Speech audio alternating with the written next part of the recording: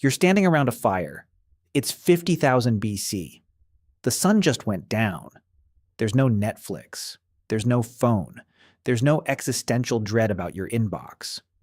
There's just you, the flames, and the thick, choking smoke curling directly into your face. And somewhere at some point, one of your ancestors looked at that smoke and thought, wait, what if I did that on purpose? This is the story of how humans discovered smoking. Not cigarettes, not cigars. Not the guy outside the office who you always end up talking to for too long. We're talking about the very first time a human being intentionally inhaled something burning, and why that might be one of the oldest habits our species has ever had. Because here's the thing nobody tells you. Smoking doesn't start with tobacco. It doesn't start with colonial trade routes or Native American ceremonies or even agriculture. The desire to inhale smoke might be hardwired into us on a level so deep, it predates civilization entirely. And the evidence for this is genuinely insane. Let's start with fire. Because before you can smoke anything, you need fire. And fire has been part of the human story for a very, very long time. The oldest confirmed evidence of controlled fire use by our ancestors dates back roughly 1 million years, from a site called Wonderwork Cave in South Africa. Archaeologists found burnt plant ash and charred bone. Not the result of a wildfire, but of a sustained, contained fire, used deliberately inside a cave. Now, 1 million years ago, we weren't even Homo sapiens yet. That was Homo erectus, our earlier cousin, with a smaller brain, a heavier brow, and absolutely zero interest in being told what to do with it. They sat around fires just like we do. They cooked, they stayed warm, they huddled together in the dark, and they breathed smoke. Every single day for hundreds of thousands of years, every human and pre-human ancestor who sat near a fire inhaled smoke. It was unavoidable. It was constant. It was basically the original air quality situation, and nobody had an app to check it. But here's where it gets interesting. Some of that smoke wasn't just wood smoke. When you burn organic matter, you don't just get carbon dioxide and water vapor. You get a cocktail of compounds depending on what you're burning. Some plants, when combusted, release psychoactive chemicals, alkaloids, terpenes, compounds that interact with the human nervous system in ways that are, let's say, noticeable. In other words, some of our ancestors were absolutely accidentally getting high around the campfire, and they had no idea why they felt amazing. This isn't a fringe theory. Researchers have proposed for decades that early humans living in forested environments would have regularly been exposed to the smoke of psychoactive plants like cannabis, Nicotiana species, and various entheogens that grow naturally across Africa, Europe, and Asia. The human brain, it turns out, has receptors that respond to cannabinoids. These receptors didn't evolve because of cannabis. They're part of our endocannabinoid system, which regulates everything from mood to memory to appetite. But the fact that they exist means that when a human first inhaled smoke from a burning cannabis plant, their brain wasn't confused. Their brain was like, oh, hello, I've been waiting for you. And that moment, that first accidental hit of psychoactive smoke around a prehistoric campfire, might be the true origin of smoking. Not a decision, not a plan, just a very pleasant accident, repeated enough times that someone eventually thought to recreate it on purpose. Think about that for a second. The entire multi-trillion-dollar global tobacco industry, the centuries of ritual, the shamanic traditions, the medical practices, the social customs, all of it may have started because a tired hunter sat downwind of the wrong bush and had a really unexpectedly great evening. History is sometimes beautiful in the most absurd ways. Now here's where we have to be careful about timelines, because ancient humans smoked things, and ancient humans intentionally cultivated things to smoke are very different claims. Let's talk about what the archaeology actually tells us. The oldest direct evidence of intentional cannabis use, meaning burned cannabis seeds found in a context suggesting deliberate inhalation, comes from a burial site in the Pamir Mountains of Central Asia, dating to around 500 BC. Excavators found wooden braziers containing stones that had been superheated, alongside residue from cannabis plants with unusually high THC content. This wasn't wild cannabis used for rope or seeds. This was the good stuff, and it was placed directly in a ritual burial context, 500 BC. That's roughly 2,500 years ago. But here's the question that should be sitting in the back of your mind. Does the absence of older physical evidence mean it didn't happen earlier? Or does it just mean we haven't found it yet? Because organic material, seeds, leaves, plant fiber, almost never survives thousands of years in the ground. We find stone tools from 3 million years ago because stone is basically indestructible. But a wooden pipe filled with dried herbs? That's gone in a few centuries under normal burial conditions. A leather pouch of cannabis? Dissolved back into the earth long before any archaeologist ever showed up with a trowel. So the absence of evidence, in this case, is absolutely not the evidence of absence. There is also the Herodotus problem. Herodotus, the ancient Greek historian writing in the 5th century BC, described in remarkable detail the Scythians, a nomadic people from the Eurasian steppe, performing what he called a vapor bath. They would set up small enclosed tents, heat stones until they glowed, and throw hemp seeds onto those stones. Then sit inside the tent inhaling the smoke and, as Herodotus wrote, howling with pleasure. For centuries, historians assumed he was exaggerating or misunderstanding what he saw. Then archaeologists started excavating Scythian burial mounds and finding, you guessed it, bronze braziers, heated stones, and hemp residue, exactly what Herodotus described. The man was just reporting what he saw. He wasn't embellishing. He was, if anything, underselling it. Let's talk about tobacco, because it's the one most people actually associate with smoking. Tobacco is a plant in the genus Nicotiana, and it's native to the Americas. That matters enormously because it means tobacco was completely unknown to Old World civilizations, Europe, Africa, Asia, until contact with the Americas in the late 15th century. When European explorers arrived in the Caribbean in 1492, they immediately noticed indigenous people doing something strange. Columbus himself wrote in his journal about seeing men and women walking around with small glowing sticks, inhaling the smoke from burning dried leaves, and letting it back out through their noses and mouths. His crew was baffled. His crew also, within weeks, tried it themselves. Because of course they did. But tobacco use in the Americas is far, far older than 1492. Archaeological evidence of tobacco, specifically chemical residues in ancient pipes, has been found dating back to at least 3,500 years ago in the southeastern United States. Some researchers believe it could go back considerably further, possibly 10,000 years or more, tied to the development of cultivation in the Amazon basin. And here's the thing about tobacco in ancient America. It was not recreational. Not primarily. It was sacred. Tobacco was used in healing rituals, in communication with the spirit world, in binding agreements between tribes. Blowing smoke on someone was an act of blessing, of connection, of respect. A shaman who smoked wasn't having a casual cigarette break. He was opening a channel between the living and the divine. The smoke itself was considered a living carrier, a messenger that traveled between worlds, carrying prayers upward and bringing visions downward. That framing matters. It explains why tobacco use was so disciplined, so ritualized, so controlled in many indigenous cultures for thousands of years. When something is sacred, you treat it with reverence. You don't chain smoke it while watching TV. The idea of tobacco as a casual everyday habit, something you do on a lunch break or while waiting for the bus, is an almost entirely European invention, and a fairly recent one at that. Now, let's go back even further, because there's a piece of this story that most people have never heard, and it might be the oldest evidence of intentional smoking in the entire archaeological record.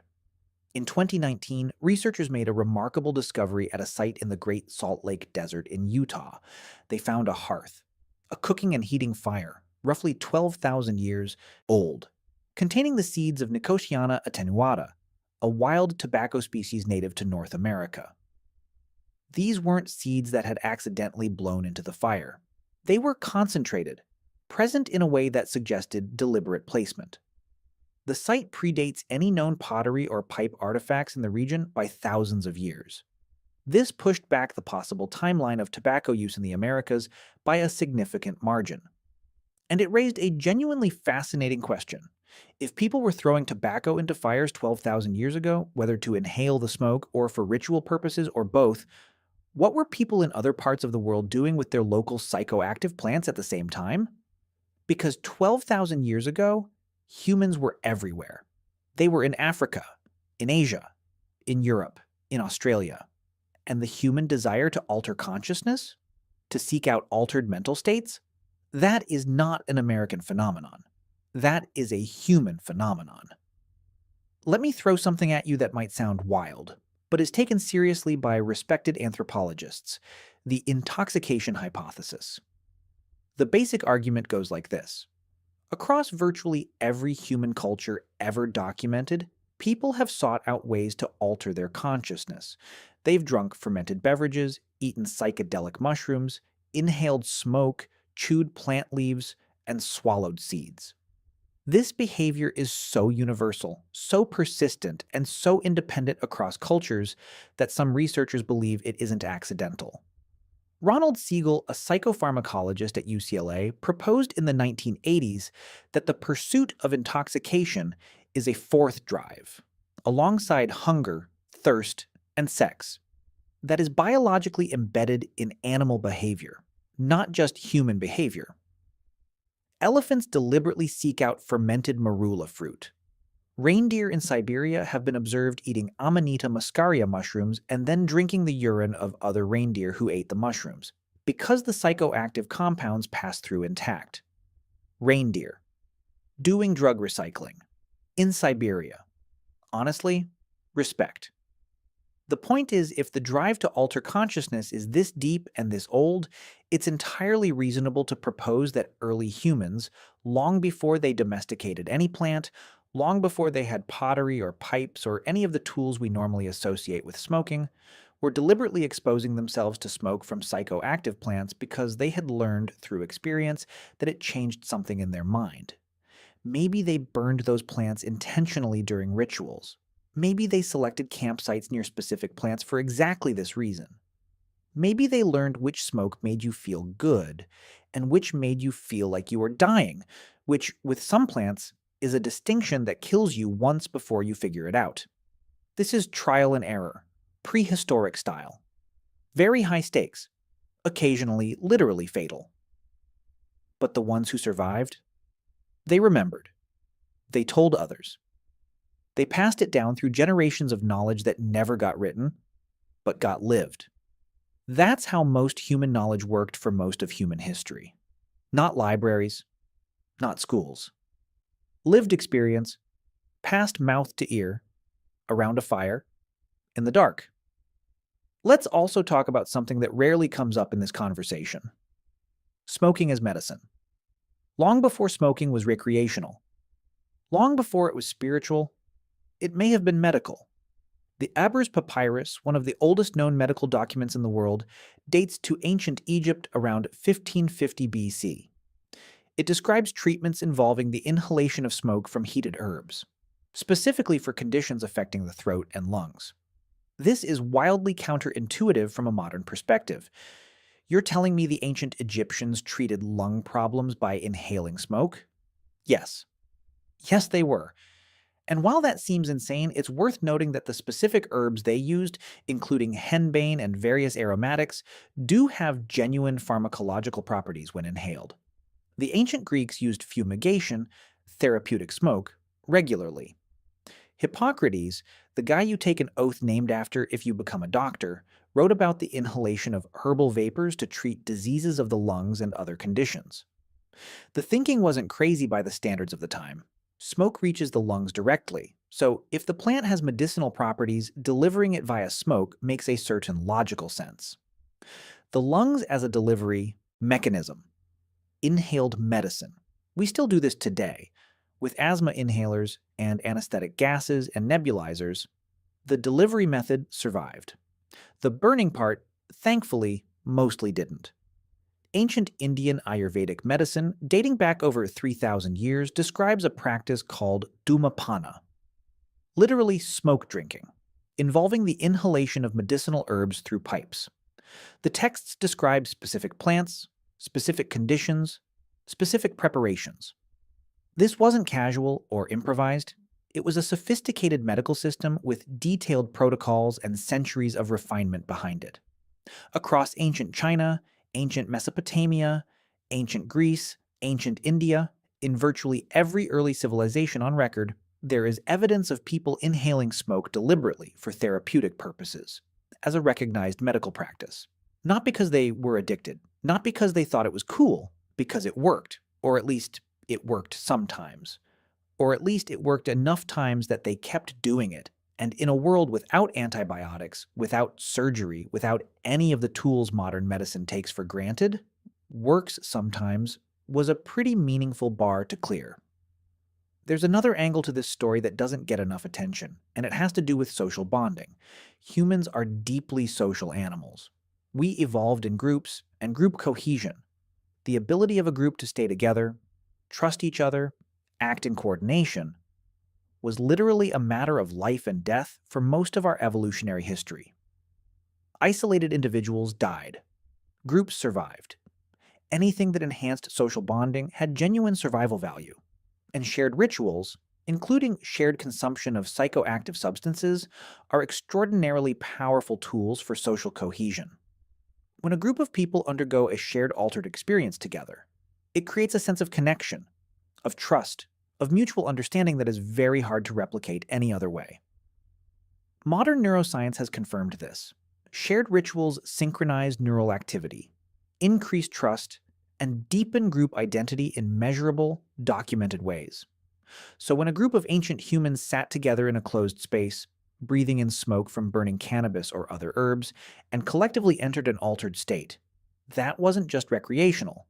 That was social technology. That was how you built the kind of deep trust and group cohesion that let you go into dangerous situations together and come back alive. The ritual smoke circle wasn't just a party, it was infrastructure. Here's where we arrive at the uncomfortable part of the story. The transition from sacred smoke to casual habit is, historically, an absolute disaster. When tobacco arrived in Europe in the 16th century, it spread with a speed that should remind you of something. Within decades, smoking had gone from an exotic curiosity to a continental obsession. By the 1600s, tobacco was being traded globally. By the 1700s, snuff, powdered tobacco inhaled through the nose, was fashionable across European aristocracy. By the 1800s, cigars were everywhere. By the early 1900s, the industrially manufactured cigarette had been invented, making tobacco consumption cheaper, more convenient, and more addictive than anything that had come before. What had taken Indigenous Americans thousands of years to incorporate into a measured, ritualistic, deeply cultural practice was, in the hands of European industrialists, turned into a mass-market consumer product within 4 centuries. The tobacco industry in the 20th century then spent decades and billions of dollars suppressing the evidence that cigarettes caused cancer. Evidence their own scientists had compiled internally. They marketed cigarettes to children. They hired doctors to endorse their products. They added chemical compounds specifically to make nicotine hit faster and harder, and leave the system more quickly, maximizing addiction. They turned something ancient and ritualistic and communal into a product specifically engineered to be as physically destructive and as financially extractive as possible. A shaman and a tobacco executive both worked with the same plant. They had almost nothing else in common. The gap between a shaman in 500 BC placing cannabis on hot stones in a ritual burial and a tobacco company executive in 1960 signing off on marketing cigarettes to teenagers is one of the larger moral chasms in human history. Both involve smoke. Almost nothing else is the same. So when did ancient humans start smoking? The honest answer is, we don't know exactly. And we probably never will. The physical evidence takes us back 12,000 years with some confidence, and possibly much further with reasonable speculation. The behavioral drive that underlies smoking, the desire to alter consciousness, to share ritual experiences, to use inhaled substances as medicine, is almost certainly far older than any artifact we've found. It may be as old as fire itself. It may be as old as the cognitive leap that made us human in the first place. The ability to connect cause and effect, to look at a burning plant and think, last time that happened, I felt different. Let me do that again. That's not addiction. That's intelligence. What we do know is this: the behavior is extraordinarily old. It predates agriculture. It predates pottery. It predates every civilization you've ever learned about in school. What is absolutely clear is that by the time the historical record begins, in every corner of the world where humans lived, they were already finding ways to put smoke into their bodies. The specific plants changed. The rituals changed. The purposes changed. But the behavior was already ancient by the time anyone thought to write it down. There's something almost poetic about that. For all the things that separate modern humans from our ancestors, the technology, the medicine, the internet, the truly baffling amount of content we consume every day, there are these thin threads of continuity that run unbroken through 100,000 years of human experience. Fire, smoke, breath. The oldest humans sat around fires and breathed the same smoky air you'd smell at a bonfire tonight. Some of them, at some point, started paying attention to what that smoke was doing to them. And then they started choosing it, and then they started passing that choice down to their children and their children's children, and eventually to the Scythians howling with pleasure in their tents, and the Egyptian physicians prescribing henbane, and the Mayan shamans reading visions in the rising smoke, and the Taino people on a Caribbean beach watching confused Europeans try tobacco for the first time and cough until their eyes watered. Either way, next time you flip a light switch or sit around a summer fire or catch a whiff of wood smoke on a cold night, you're participating in something far older than you realize. You're doing what humans have always done. You're breathing.